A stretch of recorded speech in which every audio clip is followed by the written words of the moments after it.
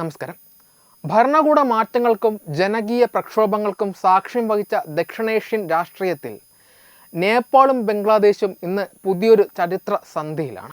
രണ്ട് രാജ്യങ്ങളിലും പഴയ രാഷ്ട്രീയ വ്യവസ്ഥിതിക്കെതിരെ യുവാക്കളും വിദ്യാർത്ഥികളും തെരുവിലിറങ്ങിയെങ്കിലും അതിനുശേഷം നടന്ന പൊതുതെരഞ്ഞെടുപ്പുകൾ നൽകുന്ന ചിത്രം തികച്ചും വ്യത്യസ്തമാണ്. നേപ്പാളിൽ റാപ്പർ പദവിയിൽ നിന്ന് രാഷ്ട്രീയത്തിലേക്ക് ചുവടുവെച്ച ബാലേന്ദ്ര ഷാ എന്ന ബാലൻ ഷാ പുതിയ കാലത്തിൻ്റെ രാഷ്ട്രീയ മുഖമായി മാറിയപ്പോൾ ബംഗ്ലാദേശിൽ വിപ്ലവത്തിന് നേതൃത്വം നൽകിയ വിദ്യാർത്ഥി സംഘടനകൾക്ക് തിരഞ്ഞെടുപ്പ് രാഷ്ട്രീയത്തിൽ ആ വിജയം ആവർത്തിക്കുവാൻ സാധിച്ചില്ല.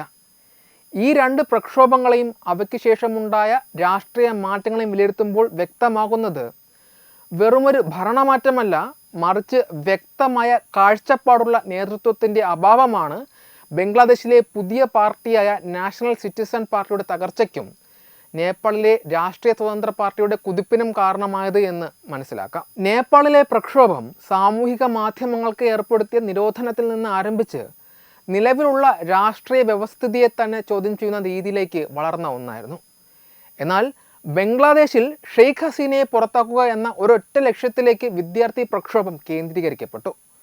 നേപ്പാളിൽ ബാലൻ ഷാ എന്ന യുവാവ് ജനങ്ങൾക്ക് മുന്നിൽ വിശ്വസനീയമായ ഒരു ബദലായി സ്വയം അടയാളപ്പെടുത്തി.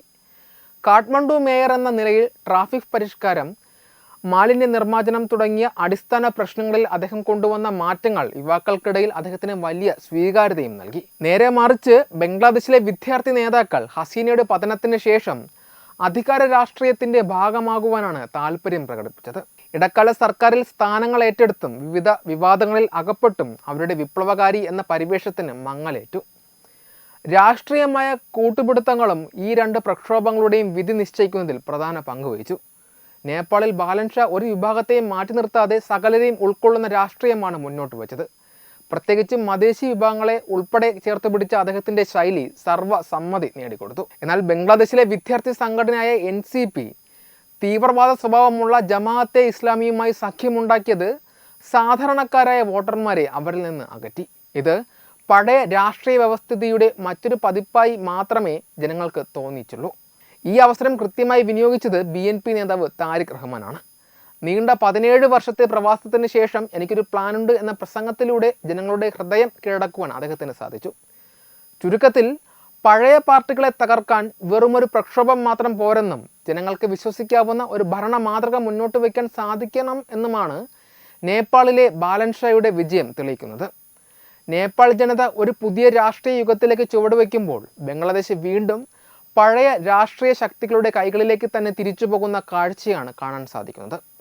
മാറ്റം ആഗ്രഹിക്കുന്ന ജനതയ്ക്ക് മുന്നിൽ പ്രായോഗികമായ പദ്ധതികളും വിശ്വസനീയമായ നേതൃത്വവും ഇല്ലെങ്കിൽ വിപ്ലവങ്ങൾ വെറുമൊരു ഭരണാധികാരി മാറ്റത്തിൽ മാത്രം ഒതുങ്ങിപ്പോകുമെന്ന വലിയ പാഠമാണ് ഈ രണ്ട് സംഭവങ്ങളും ലോകത്തിന് നൽകുന്നത്.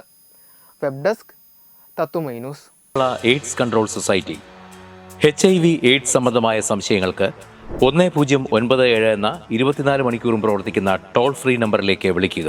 വാട്സാപ്പിലും ഫേസ്ബുക്കിലും ഒക്കെ സ്റ്റാറ്റസ് അപ്ഡേറ്റ് ചെയ്യാറുണ്ടല്ലോ. HIV സ്റ്റാറ്റസോ HIV പിടിപെടാനുള്ള സാഹചര്യങ്ങളിൽ കൂടി അറിഞ്ഞോ അറിയാതെയോ കടന്നു പോയിട്ടുണ്ടാവാം. എന്ത് തന്നെയായാലും മുൻകൂട്ടി പരിശോധിച്ച് HIV സ്റ്റാറ്റസ് അറിയൂ. സൗജന്യ HIV പരിശോധനയും കൗൺസിലിങ്ങും ആരോഗ്യ കേന്ദ്രങ്ങളിൽ പ്രവർത്തിക്കുന്ന ICTC അഥവാ ജ്യോതിസ് കേന്ദ്രങ്ങളെ സമീപിക്കുക. നിങ്ങളുടെ സ്റ്റാറ്റസ് എന്തായാലും വിവരങ്ങൾ രഹസ്യമായി സൂക്ഷിക്കുന്നതായിരിക്കും.